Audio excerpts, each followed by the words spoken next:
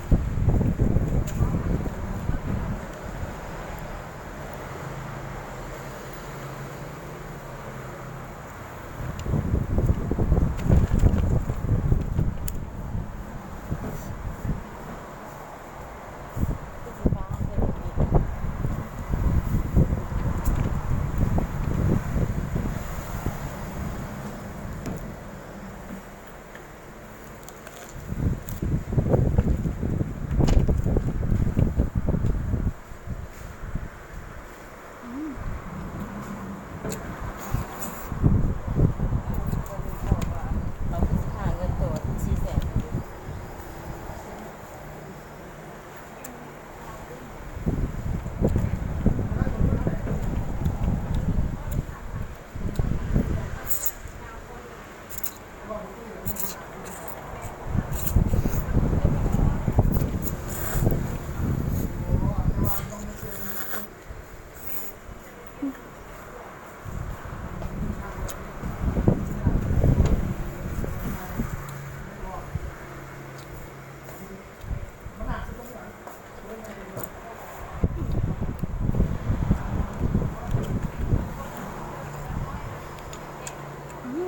ใช่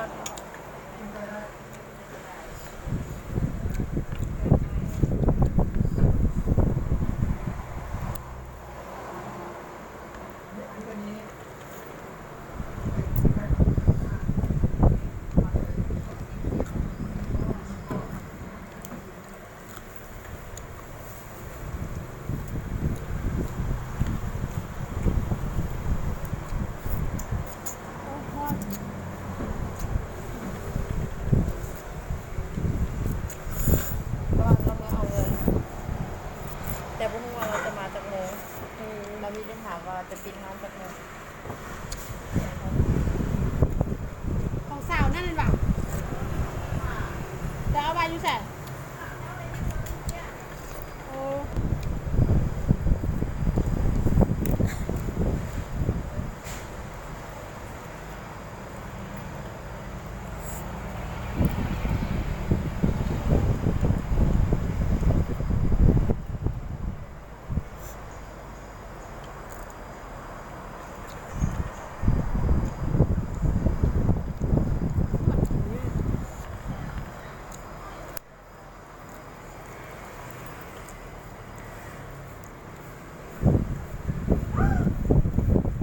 แกกินแล้วยังรอกินเลย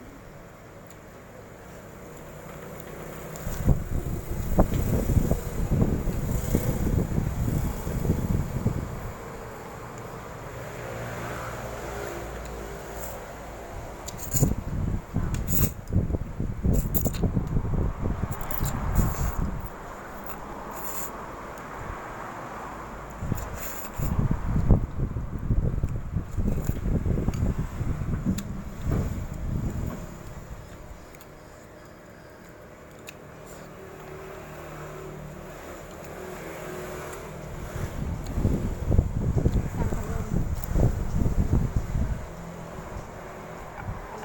ปิ้นหนาใส่ขนมไป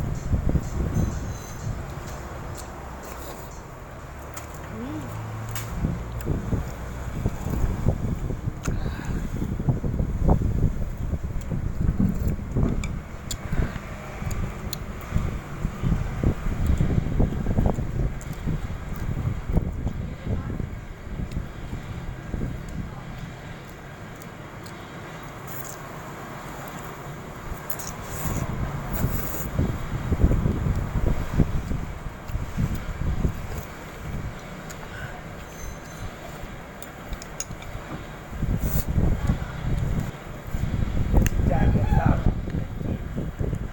บ้านก็ได้ บาทที่1,210 บาท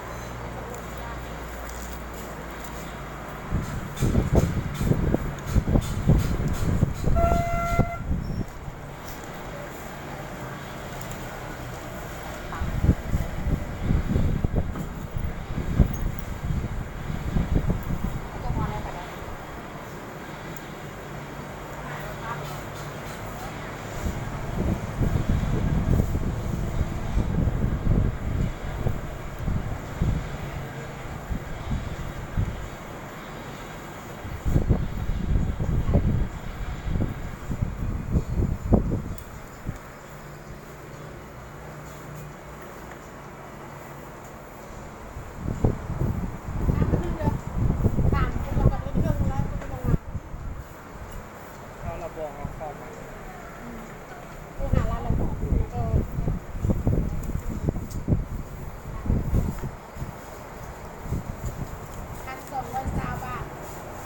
10 บาทครับ10,000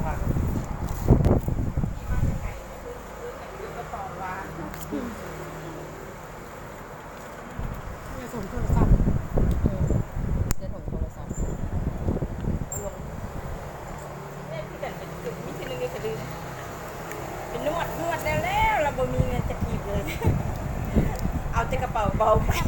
เบาเบิ้งก่อน อันขาประจำของใครโอ้ยไปรถเสร็จแล้วมา ขนาดจังว่าจะได้ใจหลาย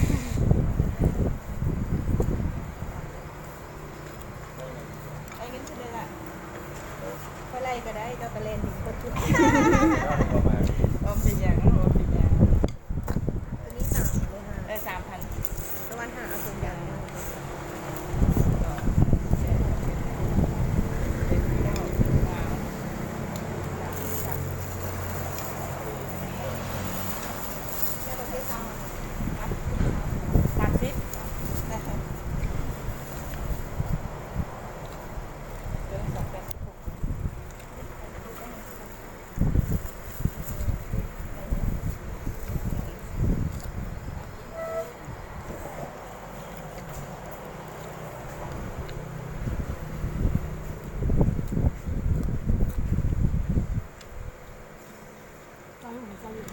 ฮะไหน จะบุกบุก ก็กว่าข้าวไปขาวมา ยันโมหะลูกเป็ดเดียวกัน เขาบ่มากินเขาบ่ปลูก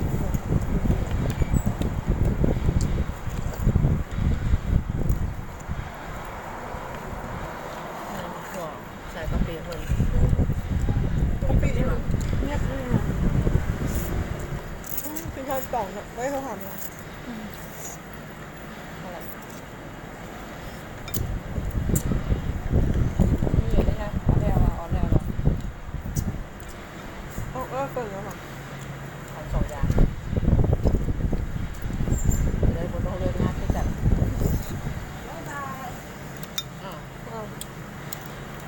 ที่เนื้อแล้วใส่ซีเมนต์หม้อ ใส่ที่เป่าหม้อใส่ที่เป่าลูกชิ้น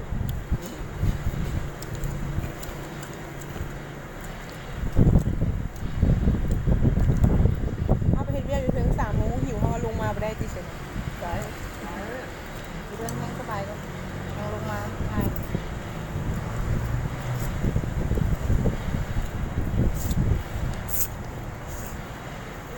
ลงมาปรุงๆเอาเลยมีขอบแรงตัดต่อ เขากล้องแก้วแล้วเนี่ยเขาเองป่าแล้วเป้า ใหญ่เลยบอก ว่ามันเนียนไปกันเลยมันแบบออร่า 460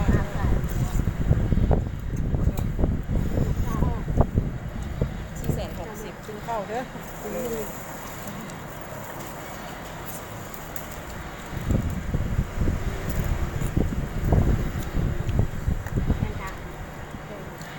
ก็ไม่ได้ไปบอกสมมติว่าก็ขายรายการไงเราก็ขายยืดซ้ายยืดขวา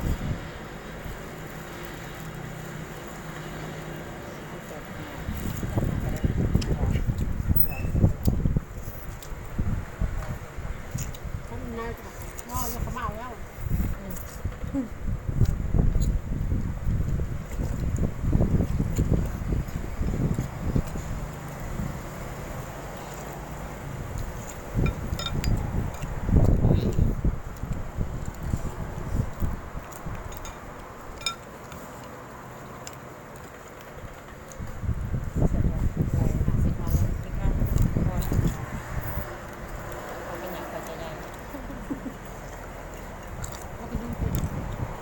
นอนบนเขาปิด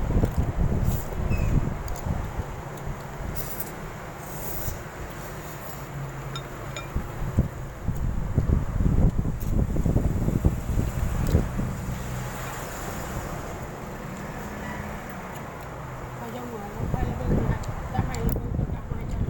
เห็นยังไงเพราะว่าเราเคย ไม่ได้โดนด จะ อก มาแล้วจะมาเลยทางอันนี้ ก็ไม่ได้โดนดอก